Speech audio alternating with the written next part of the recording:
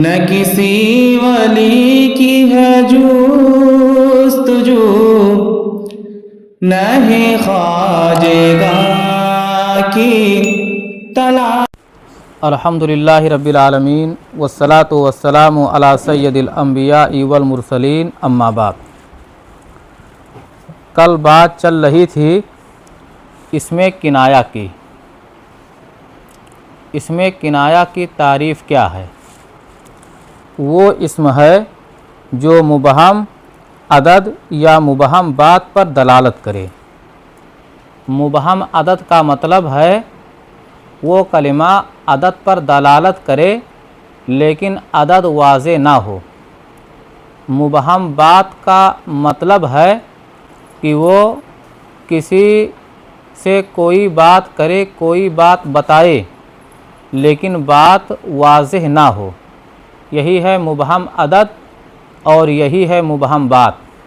जैसे मुबहम अदद की मिसाल, मेरे पास इतना रुपया है, या कोई आपसे पूछे तुम्हारे पास कितना रुपया है, तो देखो कितना रुपया, गोया कितना से समझ में आ रहा है कि ये कोई ना कोई अदद यहाँ पे मालूम हो रहा है, लेकिन वो अदद कौन सा है ये वाज़े नहीं है। यहाँ पे ये वाज़े हो रहा है कि ये कलिमा किसी अदद पे दलालत कर रहा है। हमारे पास इतने रुपए हैं, तो गोया इतना ये बता रहा है, ये बिल्कुल वाज़े हो रहा है कि ये अदद पर दलालत कर रहा है। ऐसे ही तूने मुझे ऐसा ऐसा कहा, तो गोया यहाँ पर जो बात कही गई है वो बात वाज़े नहीं है, मुबहम है, तो ये मुबहम बात हुई। तो इसमें किनाया वो इस्म है जो मुबहम अदद या मुबहम बात पर दलालत करे। अब मुबहम अदद या मुबहम बात पर दलालत करने के लिए अरबी ज़बान में कौन कौन से कलमे आते हैं?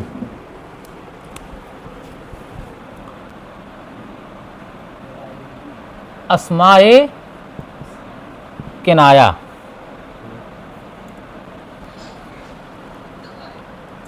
पहला है कम और दूसरा है कज़ा और तीसरा है कैता व ज़ैता। ये तीन तो आपकी किताब में बताया है। और किनाया के तौर पर एक और कलिमा आता है कायिन। ये चौथा जो लिखा गया है यहाँ पर, ये किताब में मौजूद नहीं है।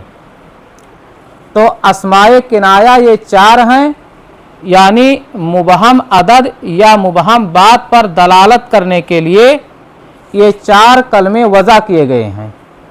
अब इनमें से कौन मुबहम अदद के लिए है और कौन मुबहम बात के लिए है? तो ये कम मुबहम अदद के लिए है। और कम की दो किस्में हैं, एक है कम इस्तिफ़हामिया और एक है कम खबरिया। और ये बहस हमने कल पढ़ लिया है, इसलिए अब इस बहस में जाने की ज़रूरत नहीं है। दूसरे नंबर पे है कज़ा।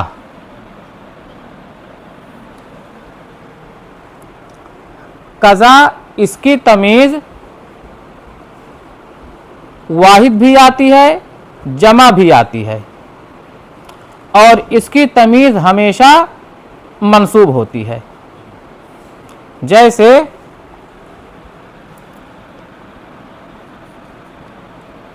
इंदी कज़ा किताबन या इंदी कज़ा कुतबन। मेरे पास इतनी किताबें हैं, दोनों का तर्जमा एक ही होगा। देखो कज़ा की तमीज़ यहाँ पे वाहिद भी आई है और कज़ा की तमीज़ जमा भी आई है, यानी कज़ा की तमीज़ वाहिद भी हो सकती है और जमा भी हो सकती है, और कज़ा की तमीज़ चाहे वाहिद हो चाहे जमा हो मंसूब होगी। अब इसका तर्जमा क्या करोगे? इसका तर्जमा कसरत का भी हो सकता है, किल्लत का भी हो सकता है, कम का भी हो सकता है, ज़्यादा का भी हो सकता है। अब तर्जमा करने के अंदाज से ये फ़र्क होगा। जैसे आप कहें मेरे पास इतनी किताबें हैं, तो यहाँ कसरत पे दलालत कर रहा है। मेरे पास इतनी सारी किताबें हैं, तो यहाँ पर कज़ा कसरत पे दलालत कर रहा है, ज़्यादा का माना दे रहा है। और आप कहें मेरे पास इतनी ही किताबें हैं, तो ये किल्लत पे दलालत करता है। तो अब कज़ा के सिलसिले में आप समझ गए। अभी कज़ा के सिलसिले में और भी तफसील है। कभी कज़ा अदद से किनाया होता है, कभी गैर अदद से किनाया होता है, और कज़ा के सिलसिले में और भी लंबी मालूमात है, लेकिन चूंकि किताब के हिसाब से ही आपको समझना है, इसलिए बस इसी पर इक्तफा किया जाए। बहस से जो ताल्लुक़ रखता है वो बात यहाँ पे जिक्र की जा रही है। तो आप समझ गए, कज़ा की तमीज़ वाहिद भी होती है और कज़ा की तमीज़ जमा भी होती है, पहली बात। दूसरी बात, कज़ा की तमीज़ चाहे वाहिद हो चाहे जमा हो मंसूब होती है, समझ गए। तीसरी चीज़, कज़ा का तर्जमा किल्लत से भी कर सकते हो और कसरत से भी कर सकते हो। कसरत से जब करोगे तो तर्जमे का अंदाज क्या होगा? मेरे पास इतनी सारी किताबें हैं, चाहे वाहिद हो चाहे जमा हो, तर्जमा यही होगा। ये कसरत का तर्जमा है। और किल्लत का जब तर्जमा करोगे तो क्या होगा? मेरे पास इतनी ही किताबें हैं, तो यहाँ पर किल्लत का तर्जमा हो रहा है। तो अब कज़ा के सिलसिले में आप समझ गए। अब देखिए कैता व ज़ैता, कैता व ज़ैता ये दोनों वाव आतिफा के साथ दो बार इस्तेमाल होते हैं, यानी कैता व कैता या ज़ैता व ज़ैता, अकेले इस्तेमाल नहीं होता है। इतनी बात समझे। अब देखो कैता व कैता, ज़ैता व ज़ैता, ये हालत रफ़ा में भी इस्तेमाल होता है, हालत नस्ब में भी इस्तेमाल होता है, हालत जर में भी इस्तेमाल होता है। अब तीनों की मिसाल देखिए। एक हदीस है, उसका एक टुकड़ा है।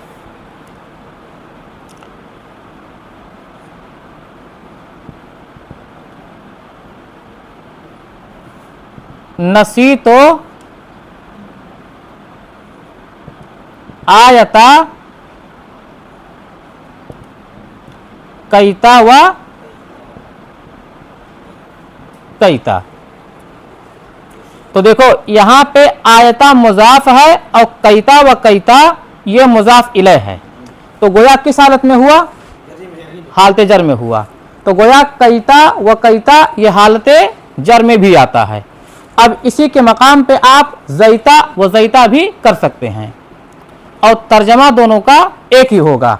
मैं इस तरह की आयत भूल गया, मैं इस तरह की आयत भूल गया, या ऐसी आयत भूल गया। तो देखो यहाँ पे कैता व कैता, चाहे कह लो ज़ैता व ज़ैता, हालत जर्री में है। इतनी बात समझे। अब हालत नस्बी का देखो। फ़अला ज़ैदुन कैता व कैता, जैद ने इस तरह किया, जैद ने ऐसा किया। अब यहां कैता व कैता हालत नसब में है। फ़अला ये फेल हो गया जैद ये फाइल हो गया और कैता व कैता मफूल हो गया, और मफूल क्या होता है? मंसूब होता है। तो गोया कैता व कैता यहाँ पर हालत नसब में है, और यहाँ पे जैता व जैता भी आप कर सकते हैं। तो जैद ने ऐसा ऐसा किया। अब इन दोनों पर सारे नहवियों का इत्तेफाक है कि कैता व कैता, जैता व जैता, ये दोनों हालत नसब में भी आते हैं, हालत जर में भी आते हैं।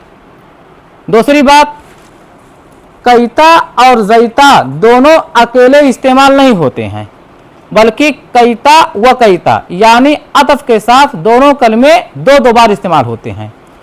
कैता व कैता, जैता व जैता, कैता अकेले इस्तेमाल नहीं होता है। इतनी बात समझे। अब तीसरी बात चल रही है मबनी की, मबनी असल के मुशाबे की। तो जो कलिमा मबनी असल के मुशाबे होगा वो भी मबनी होगा। तो गोया कैता व जैता ये मबनी है। अब सवाल हुआ कौन सा मबनी है? बिल्कुल वाज़ेह है, मबनी अलल फतह है। कज़ा कौन सा मबनी है? मबनी अलल सुकून, क्योंकि अलिफ हमेशा साकिन होता है। कम कौन सा मबनी है? मबनी अलल सुकून, मीम पर साकिन आया है। बात सबको समझ आ गई? अच्छा, अब इसका हालत रफ़ा, हालत रफ़ा के सिलसिले में इख्तिलाफ है। एक मिसाल है, एक हदीस का टुकड़ा है, काना मिन अम्रिही, काना मिन अम्रिही, कैता व कैता। तो अब बाज लोगों ने क्या कहा है, ये मिन अम्रिही काना की खबरें मुकद्दम है, और कैता व कैता ये काना का इसमें मुअख्खर है। तो अगर काना का इसमें मुअख्खर ये है तो फेले नाकिस का इस्म हालत रफ़ा में होता है, मरफू होता है। तो अब बाज लोगों ने कैता व कैता को इस मिसाल में काना का इस्म माना है। तो जिसने इस्म माना है उसके हिसाब से कैता व कैता हालत रफ़ा में होगा। तो यह है रफ़ा की मिसाल। और बाज लोगों ने इसको काना का इस्म नहीं माना है, बल्कि काना के बाद में यहाँ हुआ ज़मीर माज़ूफ माना है, ज़मीर शान जिसे आप कहते हैं, बीच में जो ज़मीर आती है। तो अब वो ज़मीर शान और ये मिन अम्रिही मिल करके काना का इस्म बनेंगे। इख्तिलाफी बात बता रहा हूँ। पहली बात तो आप समझ लिए कि काना फ़िले नाकिस है और मिन अम्रिही काना का खबरे मुकद्दम है, और कैता व कैता काना का इसमें मुअख्खर है, और फ़िले नाकिस का इस्म मरफू होता है। गोया कैता व कैता हालत रफ़ा में है। ये एक कौल के मुताबिक हुआ। और दूसरे कौल के मुताबिक कैता व कैता ये हालत नसब में है। तो कैसे है ये हालत नसब में? दरअसल इस काना को फ़ेले नाकिस कहा, फिर इसके बाद में यहाँ हुआ ज़मीर महज़ूफ़ माना। अब वो होगा मुब्तदा, और मिन अम्रिही उस हुआ मुब्तदा की हो जाएगी खबर। फिर वो मुब्तदा और ये खबर मिल करके जुमला इस्मिया खबरिया होकर के काना का इस्म होगा। अब समझे बात? और कैता व कैता काना की खबर होगी, और फ़ेले नाकिस की खबर मंसूब होती है, हालत नसब में होती है।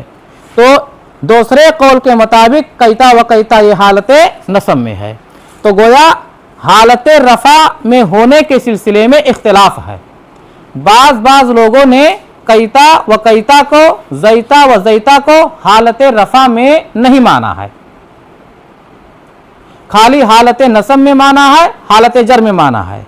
और बाज़ लोगों ने कैता व कैता को, जैता व जैता को हालत रफ़ा में माना है।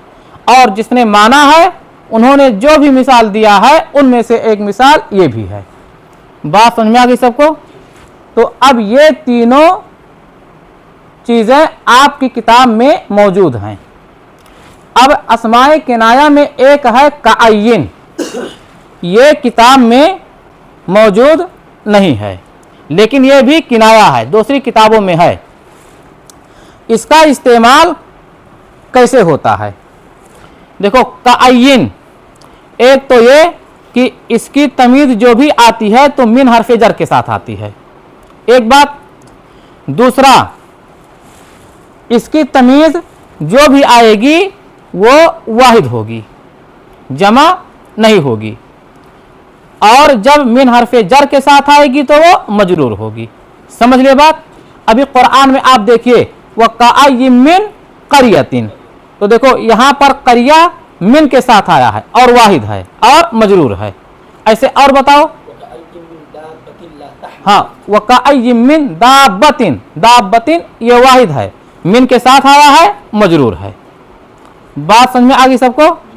तो कायिन की तमीज़ हमेशा मिन हरफ जर के साथ आती है, एक चीज़ समझे। दूसरी बात, वाहिद होती है, समझे।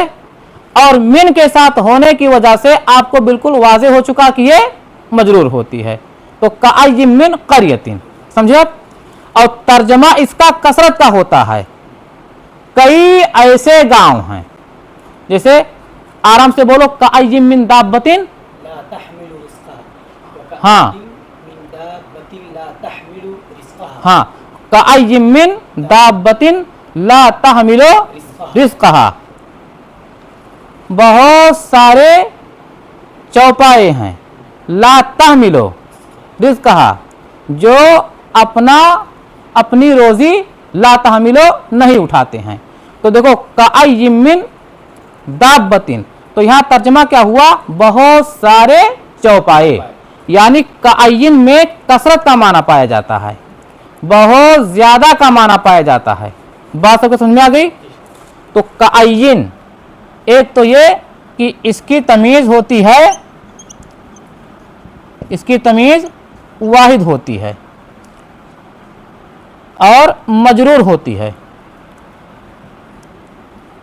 और मिन हरफ जर के साथ होती है, और इसमें कसरत का माना होता है, कसरत का माना पाया जाता है। कायिम मिन करियतिन अहलकनाहा, बहुत सारी बस्तियों को हमने हिलाक कर दिया। तो अब ये चारों आपको अच्छे से समझ में आ गया। कम की बहस ये कल समझा दी गई थी, कल की वीडियो में ये चीज़ मौजूद है। कज़ा ये और भी कई तरह से आता है, खाली यहाँ पर एक चीज़ को समझाया गया है, खाली अदद के मामले को लेकर के जो किनाया से ताल्लुक़ रखता है। इंदी कज़ा किताबन व कुतुबन, फिर कैता व ज़ैता, इसकी तीन हालतें बता दी गई हैं। हालत रफ़ा में इख्तिलाफ है। और कायिन, इसकी तमीज़ वाहिद होती है, मजरूर होती है, मिन के साथ होती है, और इसमें कसरत का माना पाया जाता है। जैसे कायिम मिन करियतिन अहलकनाहा, बहुत सारी बस्तियों को हमने हिलाक कर दिया। अब आज का दर्स यहीं पे ख़त्म करते हैं। इंशाअल्लाह कल एक नए दर्स के साथ मिलेंगे। अस्सलामु अलैकुम रहमतुल्लाहि व बरकातुहू।